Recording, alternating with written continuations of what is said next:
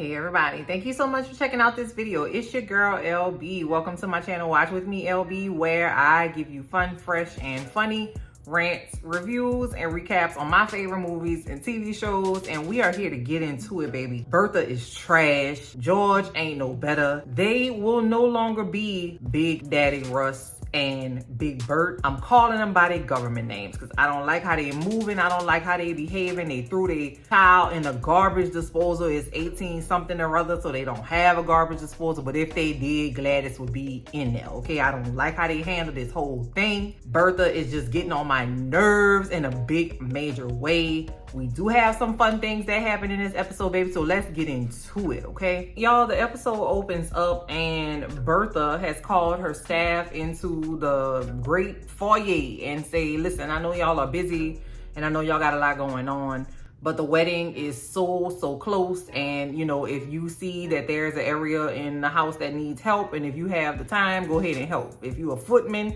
and they need help in the kitchen, go ahead and kitchen, because it's all hands on deck. We obviously have had a time jump, which I don't think I particularly liked that. I wanted to see the aftermath of this engagement. I wanted to see what happened. I wanted to see what the people was talking about. I wanted to see what the paper said. I wanted to see, but I wasn't invited and neither were you, so just be quiet. We also hear that Bertha has said Gladys is resting. She's using this time to rest. Psych, Gladys is putting up a protest, okay? She's not eating. She's not coming out of her room. She's not really wanting to see nobody. She's not celebrating the fact that her mom and daddy sold her up the river as a unit. One band, one sound, they sent that girl up the river, and that girl told them that that's not what she wanted to do. More specifically, her mama didn't care, okay? And I'm just gonna insert a clip of what the actual person in history's face looks like, and I'm gonna just tell you straight up, that lady wasn't for no games, okay? Look at this lady's face and tell me that she's willing to hear your arguments and compromise.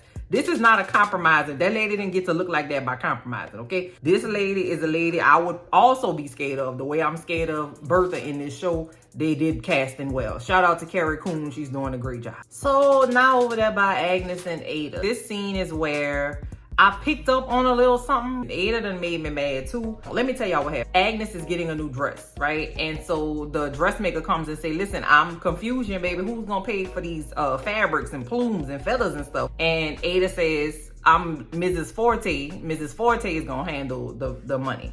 Agnes, of course, feels some kind of way, and she's like, so you gonna look over everything I do, and you gonna have to see everything and Ada was like, yeah, because when the shoe was on the other foot, you was asking me all kind of questions. All right, cool, you ate that up, okay? But it just kind of gave me a little inkling as to what was coming later, and we're gonna put a little pin right there, because we're gonna talk about that in a second. Agnes said, drop me off over there by the Benevolent Society of Window Cleaning Specialists, beneficiaries of the moonlight, okay? You know, the things be long, child. You know, the charities be long. Anyway, Ada said, yeah, girl, I'll drop you over there. How long you gonna be? And then she said, oh, I shouldn't be but a couple hours. I said, okay, all right. I already know what you about to go do, girl. We already know. Now over there by John/Jack, okay? He got another meeting set up by these clockmaker people, and he doesn't know what the meeting is for. All he knows is that the clockmaker people want to meet with him about his patent, and so he's nervous and he doesn't know what to do. Over there by Ada is over. She's getting, I don't even know who this lady is. I don't know, Madam Pershnikova or something like that, right? And she's like got a candle in the middle of the table, and like she just, you know, like she just like in there just winging it. She's like, listen, girl, they got a man, okay, and he is a nice man. Okay, and he just really is just looking for you, girl. He just want me to tell you something. The lady not really talking about nothing, okay? She don't have no crystal ball. She ain't even come with nothing. She just got a candle from off of Ed and them dining room table. I said, girl, and then I recognized who that was. I said, what you mean he don't eat no meat? Hey, girl, you better get out of here, girl. What you mean he don't eat no meat? That's okay. I make lamb. Comment down below and let me know if you know where that comes from. Child, Ada in there crying, and she giving all the lady the information she needs to run with the story. And then the next thing you know, Agnes walked through the door like Sophia from The Color Purple, baby, just bust through the door because she's mad for something else. And then she roll up and find she in the middle of a damn seance, and she don't like that.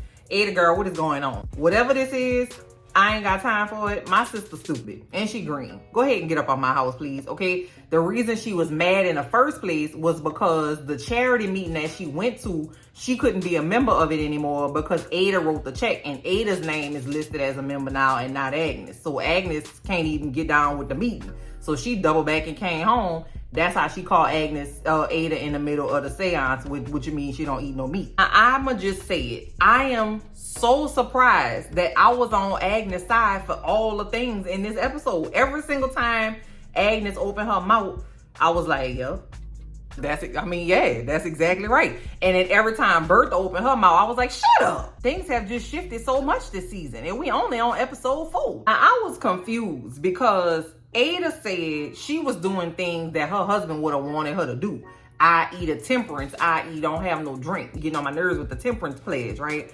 But does she think Luke will want her to go see Madam Query in the corner in the dark? Like, I don't understand. Like, she's desperate and lonely, so she like doing all kind of stuff because you can literally come to New Orleans and make a killing as a psychic, and all you gotta do is just have a vibe about you. You know what I'm saying? Because people just assume that if you're in New Orleans, you got the gift. You know what I'm saying? And I do believe in people being able to contact the other side. I do believe spirits walk among us. I do believe in ghosts. I do believe in all those things. I got a ghost that hang out with me in the doorway. He's not there right now, but he'll be there later on. So I'm not, tooting my nose up to it. I'm just saying that they got a lot of scammers. And I feel like she about to get scammed. And Agnes was like, girl, listen, that's how they gonna trick you up out your coin. We both gonna be on the curb together. You don't know what you're doing. Let's not be stupid, okay, stupid? In the Russell household, we're starting to see some chinks in the armor, right? So apparently one of the bridesmaids for Gladys's wedding has had to back out because she's sick. And Larry wants Marion in the wedding. But Bertha doesn't want that because she doesn't think that Marion is like prominent enough in society and worthy enough to be in this wedding. And Larry kind of like, is giving her a little bit of shit. You know what I'm saying? And she finally relents and says that Marion can be in the wedding and she gets this dress altered in X, Y, and Z. Then Larry says, well, have you invited or talked to Aunt Monica? Monica is Bertha's sister. And Bertha coming up with every excuse in the book. No, she got laryngitis. No, she got an infection in her toe. No, she can't come because she's so far away. Because she's not going to do. She shaming her sister. Now, the next thing you know, church coming in and say, ma'am, we have a Mrs. O'Brien in the grand parlor. And she don't look like, I don't think nobody was expecting her. Who is this country bumpkin at my doorstep? Church is And so Larry is like, hey, T, what you got going on? I'm so happy to see you. What's going on? George is like, hey, girl, what's going on, sister-in-law? How you feeling? Bertha like, you made it, huh? How you doing? All right, good to see you. Okay, you can stay here. Church, go put her in a room. Just pick a room. It don't even matter where. Just put her somewhere. Super cold to her sister. I'm like, girl, what? She didn't give her no hug. She didn't say, what's up, sis? She didn't give her no handshake like they did on the Parent Trap when they finally figured out they was twins in the little isolation cabin. Nothing. I was like, Bertha, bro, you a cold piece. Everybody seemed to like Aunt Monica. Aunt Monica looked like a vibe to me. I don't know. Bertha is pissing me off yet again. So Bertha go up there to check on Gladys. Gladys is in her pajamas if it's the middle of the day. And them ladies be changing 17 times a day. All right. And she is in her pajamas, not even checking for it. Okay. Gladys say, listen, I'm not coming downstairs. I'm going to tell Auntie Monica hello another time. Bertha said, well, you got to come down sometime. You got to come down eventually. Shut up. That's every time I see Bertha, that's what I want to say this episode. Shut up. And then Gladys said, what you going to do? Dress me and drag me in my dress to the wedding by chains? Like, what you going to do? It's all on me, not Buki. You set this up. Now you got to deal with the ramifications. So we need to take a trip down to Newport with Peggy and them and Dr. Kirkland and his mama. She could shut up too, okay? So they on the porch having a nice leisurely glass of lemonade and they, talking about Peggy's work. Mrs. Kirkland, I'm not sure how she didn't get altitude sickness with her nose so high in the air. So just so far in the sky, okay? Oh, this sounds so violent because they were talking about when Peggy went to Tuskegee. Now, instead of this lady thinking about the importance of informing the Black community about the strides that our people are making in the South as Northerners, she like, oh, this just so dangerous. I don't know how they do it. I just could never, girl, zip it up. Zip it up, okay? Please. I just think it's so interesting that you just want to work. And, all I cared about was being a good wife and mother. But I guess people don't care about that no more. Shut up, child. Now back over there with Bertha.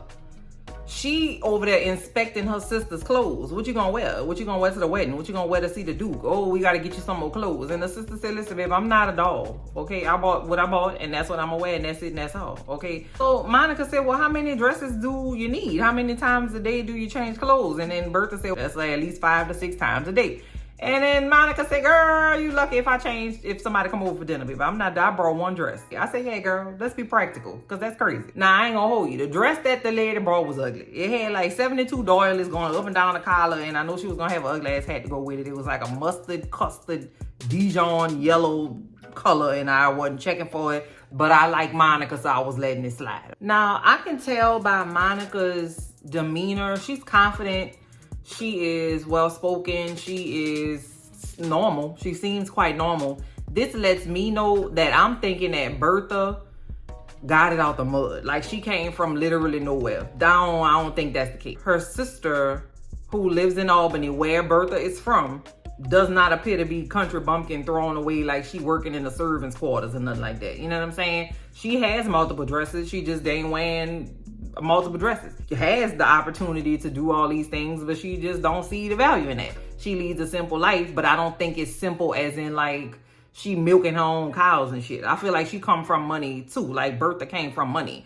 And Bertha made it seem like she just was eating like rat nuggets and shit for lunch and dinner and stuff. Like she ain't had no food and stuff. And I'm thinking, Bertha, girl, shut up. You just always got something to say. She just always just saying stuff. I don't like her no more. I'm team Gladys down, and I don't like how she handled this whole thing. Flip-flopping back across the street. Okay, we back across the street from the Van Ryn house to the Russell house, and then we over there in Newport. That's the 3 locations. So now back in the Van Ryn house, Marion and Agnes have a little chit chat and a little kiki. And I said, girl, Agnes, don't make me like you now. Like, I liked you, but I really wasn't checking for you because you was just all like stiff, like starched jeans on a cowboy. Like, I just wasn't checking for it. But now in this episode, I'm like, girl, me and you can have a little lunch, girl, have a little lemonade and sit on the porch and talk about people as they pass by. That's my kind of vibe. Okay, Agnes was a vibe this episode. So anyway, so she go in there by Marion and she's asking about Marion's dress because Marion, everybody knows she's a bridesmaid now. Agnes is just a girl. Agnes is just a lady. Okay, when she don't have to worry about all the, you know, supporting everybody, when she just got all that off her hands.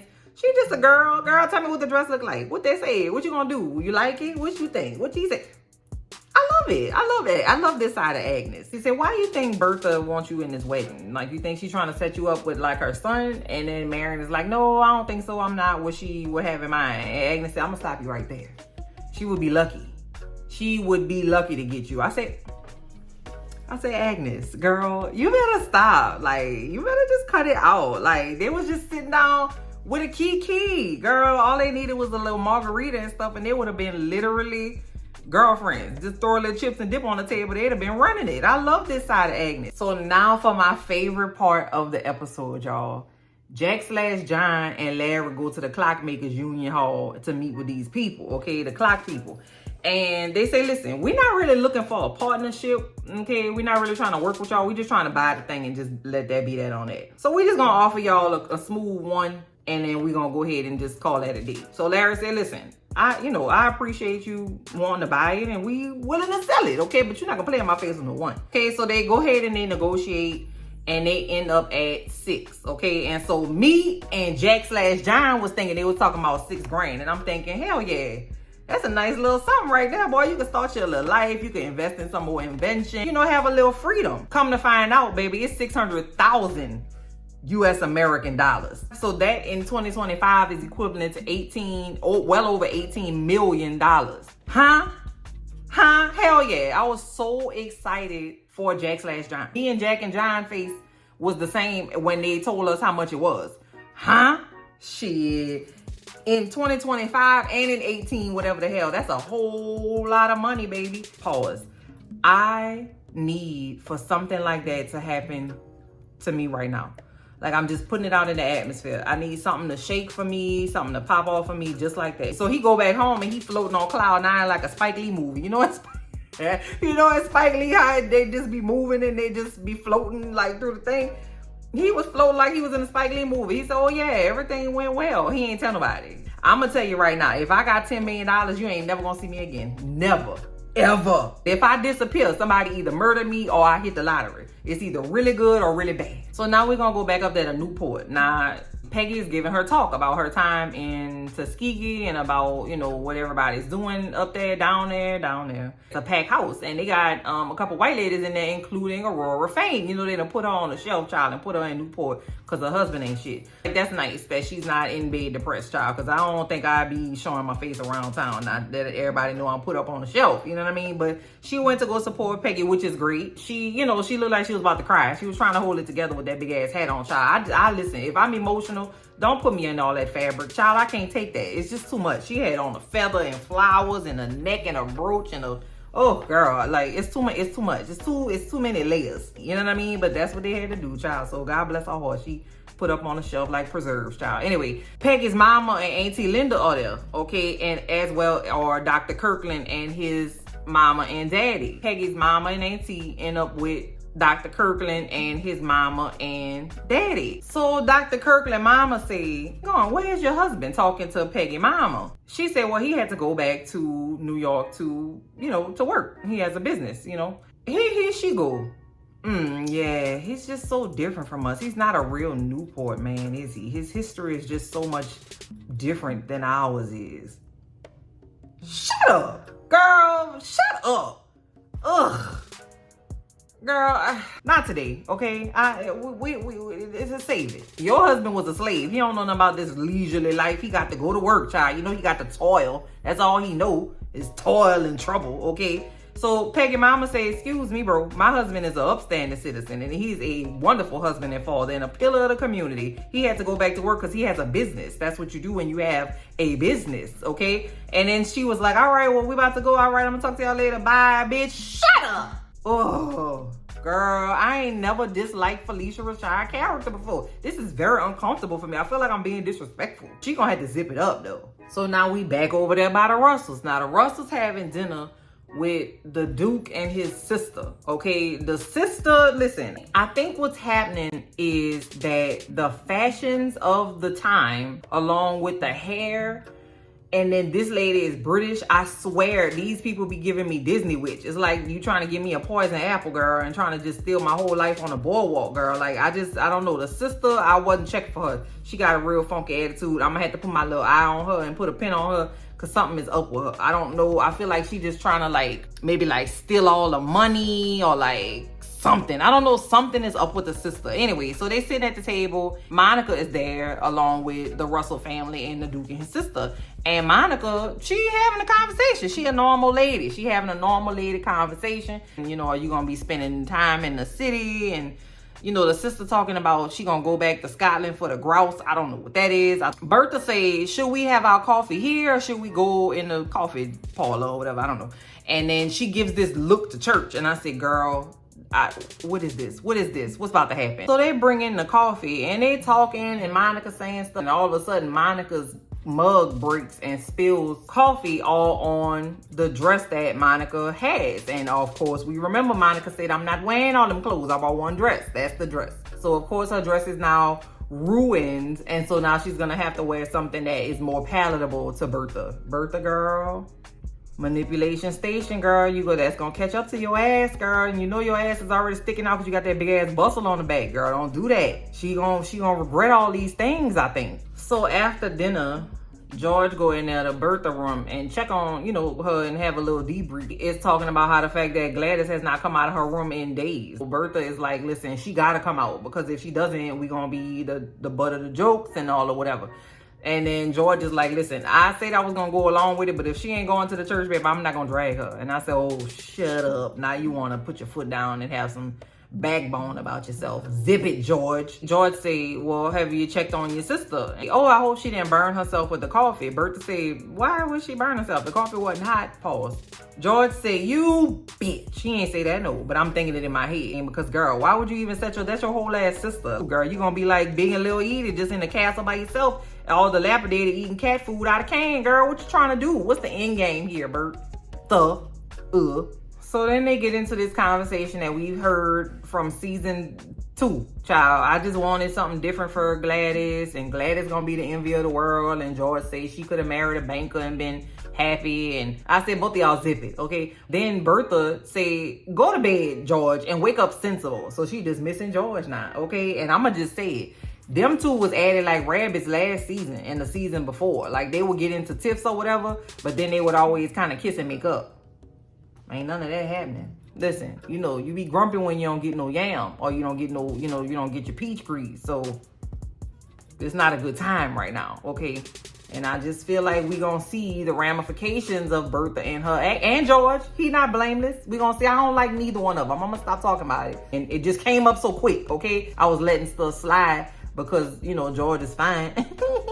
And Bertha wasn't to be played with, and I really like that. But now I don't like this because I like Gladys. And also, Gladys is Vera Farmiga's baby sister. Shout out to her. And then Marion is Meryl Streep's daughter. And when somebody told me that in the comments of a video, I was like, they got the same face, bro. You could put that girl in Sophie's Choice right now, and I wouldn't notice. I wouldn't know the difference. Genetics is crazy, huh? Like genes and stuff, that's crazy. So it is now the day of the wedding. The house is beautifully decorated. So pretty. I know that allergy sufferers would just meet their demise in there because there's flowers literally everywhere, okay? Gladys still will not come out of her room. Bertha gets Marion to come over from across the street and go talk to Gladys. That might endear Bertha a little bit to Marion, but I don't think it's gonna do too much because, again, Marion don't have no money or no title, so she's not gonna let Larry marry that girl. Larry marry. Anyway, Gladys and Marion are talking. You already know what that lady said. That girl don't want to get married, okay? So Marion does convince her to eat. Marion does, you know, kind of talk her through it and give her some counsel and just be nice to her because Marion is a nice lady. Nah, very Godfather-like, okay? We get a scene with George and JP Morgan and his little hired henchman. The man coming in and say, George, what the fuck is going on, bro? Like, the banks are closing, people losing money left and right, you spending money left and right. Like, what's going on? This is too risky for my blood, baby. I'm not about to do it with you. I'm about to go. And he pulls his support, like he pulls his financial backing and support from George's railroad expansion. This is what I'm thinking. George has spent the money that he was going to use to expand his railroad, like his cash money, on this dowry for this wedding that his child don't want to happen. Now, what I also think is gonna happen is that now that Larry is his own individual millionaire, that he gonna take that money from that little boy to go do this railroad thing. I don't know how that's gonna go over, but baby, y'all mixing business and pleasure and money and parenthood and roles and responsibilities, and that shit about to get ugly. I don't think he making as much money as he is spending. So he got something, he needs to check his books, okay? And I don't know, something about the way the little hired henchman dude was talking to him. I don't like how he was looking either. I might have to put a little pin right there. I don't think George got no coins on him like talking about it. So, you know, I'm sure he feeling a little pressure too. Now, if that was me, Gladys, we'll try again another time. Like, I would have never went through with the dowry in the first place. Like, I don't give a fuck about these people from England. Shout out to the English cousins. I'm not saying I'm saying that. I'm saying if I was in a bad financial situation, I'm choosing me every time. I'm not even about to put my child in that situation, okay? I don't know. Put a pin right there. We'll see. So over there by the Van Ryn house, you know, we like Agnes now. Agnes being messy. She reading the gossip column. And apparently somebody challenged another somebody to a duel because that person's wife was thought to be sleeping with that other person. And the person who was supposed to be sleeping around the lady is Mrs. Astor's daughter. And so now some stuff done hit the street about Mrs. Astor, who's like the queen bee of, you know, who's who in New York society. That's not a good look, okay? So now Mrs. Astor can't bring the daughter to the wedding and got to come up with a bullshit excuse because that would be too much drama, because obviously everybody will have seen the papers and they really give a shit about what people think because it's the 1800s, child, and you ain't had nothing to do but go eat. We probably gonna get a little bit more about the Astor family soon because they had some mess over there too when I was looking at the real Astor family doing my Googles. So we'll put a pin right there. Everybody over there at the Russell house is ready to leave to go to the church. Ain't nobody seeing Gladys. So baby, the church is packed. Everybody who's anybody is at the church, including the original Disney witch, Templeton. What's her name? Church. No. The one that was the maid and now she married that old man, okay? Now her. I think she poisoning her husband, okay? Because she said, oh, somebody, Miss Fish was talking to the Disney witch and was like, girl, where your husband at? And she said, oh, he not feeling too good. And the way she looked, like, I'm thinking she's trying to kill that man to take his money. I can't be mad. I can't be mad. Creeping on the come up. I don't like her, but I'm just saying, okay? This is what I didn't understand. Agnes and Ada are there. Now, Agnes supposed to be in mourning because her husband had just went on home to glory. Just had tapped on them pearly gates and went on through like 5 minutes ago. She get to the wedding and her and Agnes talking to Mrs. Astor and that little messy man. I can't remember his name. Mr. Pettiforth or whatever his name is. The one that's bestest with Miss Astor but was helping Bertha in the beginning. Him. Then Ada gonna say, oh yeah, did you read the paper about the duel? Bitch, why would you say that? Like, okay, pause. Well, so I'm thinking that Ada was sweet because that's the kind of disposition she had. Now I'm thinking Ada was sweet because that was like a defense mechanism and that's not how she really is. Because what you own right now? Why would you even say that? She was so excited to tell, like, I saw the paper. You saw the paper about the duel? You know, the duel with your son-in-law and your daughter that was in the paper? You know what I'm talking about. Why would she say that? She don't even have that much money like talking about it. Like, quick money don't do right with some people. Like, when you get fast money, it just don't go right in your head. You know what I'm saying? So, comment down below and let me know what you thought about that. Because I did not like that. That I wanted to tell her to shut up, too. I didn't because my flabbers were gassed. But still, instead of going to see about her daughter and like giving her an ounce of motherly compassion and concern and like just seeing the humanity in her daughter, Bertha go over there to smooth with all the people that she's trying to impress. And George is back there with Gladys and he go in the room with her and say, listen, girl, I'm sorry. Play us fuck up. I'm so sorry. I'm gonna give you 10 minutes. If you come downstairs, we'll go to the church. If you don't come downstairs, we ain't gonna go to the church. All right, it's all on you, baby. Can't nobody make you do nothing you don't want to do at this point. The ball is in your court. So they downstairs waiting, everybody trying to figure out what's going on. And she finally comes downstairs. Bless her heart. She looked beautiful, my poor little Nanu. It was so sweet because church, the head like butler was like, 3 cheers for Miss Gladys, hip hip hooray. And because they, you know, they help raise that little girl. They can't go to the wedding, but this is like their little time to shine. Thought that was nice. And it did give her like a little like, oh, thanks guys. But I also wondered if she would like the admiration more than she thinks she would. Because nobody's ever paid attention to Gladys like that. So I'm wondering if that little sneaky smile she gave was like, you know, like I appreciate it. Or like, yeah, that shit kind of felt good. Like, I like that. So we'll see. Because she about to go, child. She got to go to England. And I ain't even realized that when she got married. That she gonna have to go, like literally she get married on Saturday. And then she got to go to England on Saturday. Like, she leave to go the same day. Like, girl, what? What you mean? Her mama ain't never let her leave the house. Now she about to go to a whole nother continent with a stranger? That's crazy. We also get a quick scene in the Russell household after everything is all said and done. You know, the staff has to stay back. So the chef, damn, I'm gonna get better with names, y'all, I promise. The chef that used to be French, but he not really French, is just actually American. And then the head maid, they like sweet on each other. And he proposes to the lady. And the lady said, listen, that is so nice. I really would enjoy marrying you, yeah, except for the fact that I'm already married, sir. I forgot to tell you. Turns out she has a husband, and her husband has been in the asylum. Like, he had money, so he's able to pay for his fees in the asylum, but they don't leave no money for her, which is why she got to work in that capacity. She can't get divorced because the only way a woman can divorce a man is through adultery, and obviously he ain't gonna be fucking around in the asylum. Now they just got to be common law. But listen, everybody have their little stories, and I'm so interested in everybody's backstory. George and Gladys finally get to the church, and they're in the carriage. Now pause. Just as an aside, when I was getting married, I was in a limo with my daddy. We rode to the church together. And like right before it was time for me to get out, I thought he was getting ready to be like, you know, I love you and I'm so proud of you and, you know, I'm always here for you and, you know, just tell me something fatherly. You know, that's what always happened in the movies and stuff. So I was like, okay, bitch, it's your time to shine. Let's go. Let's get it. Child, why my daddy looked at me and stretched his legs out? He said, oh my goodness, you know, these shoes are very comfortable for rentals. I thought they were gonna be so uncomfortable. They really are not. All right, you about ready to go? I was like, what? What? Why would you even, I don't give a shit about them shoes, daddy. Why would you tell me that? Like, he was like, what? What you wanted me to say?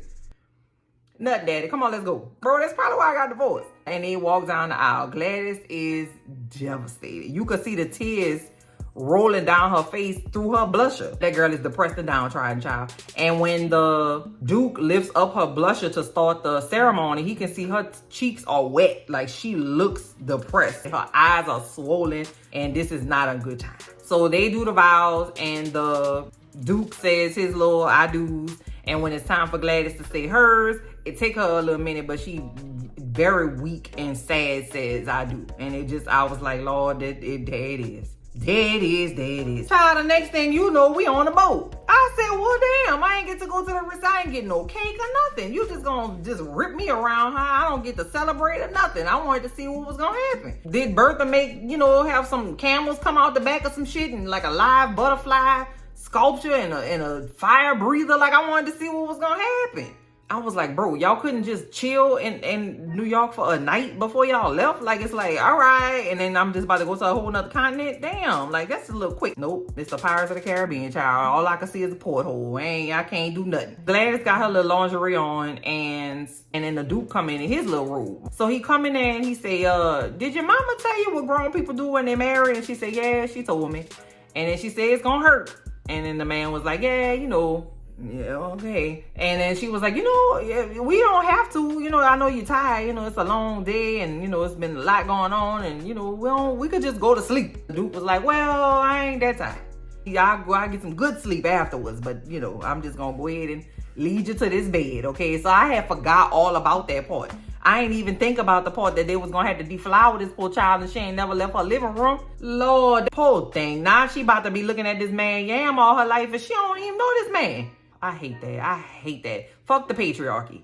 Just fuck it, okay? The Duke was trying to be like considerate of her feelings and like he held her hands and was like very nice to her. He wasn't just like, yeah, girl, I'm about to do it to you. He was trying to be like thoughtful, but something is telling me he have like an evil streak.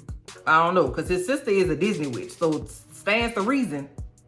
You know what I'm saying? And then the next thing you know, we looking out a porthole at buku Pirates of the Caribbean ships. And I was like, we really are in the 1800s. They had buku ships on the dock of the bay, child. I was like, oh my God. You really are like in the olden times. And that's where the episode ends, y'all. I just wanted to tell Bertha to shut the hell up. This whole episode, I don't like that lady no more. I don't know if she can have like a redemption arc, but I don't think so, because she got one more child left whose life she need to ruin. I can't call them Big Daddy Russ and Big Bert no more because I don't like them. I just told them to shut up 17 times. There's a lot going on for me. Comment down below and let me know what was going on with you when you watch this episode. But it is messy now, and I do appreciate that, okay? I'm going to talk to y'all in the comments. I'm going to talk to you later. Bye.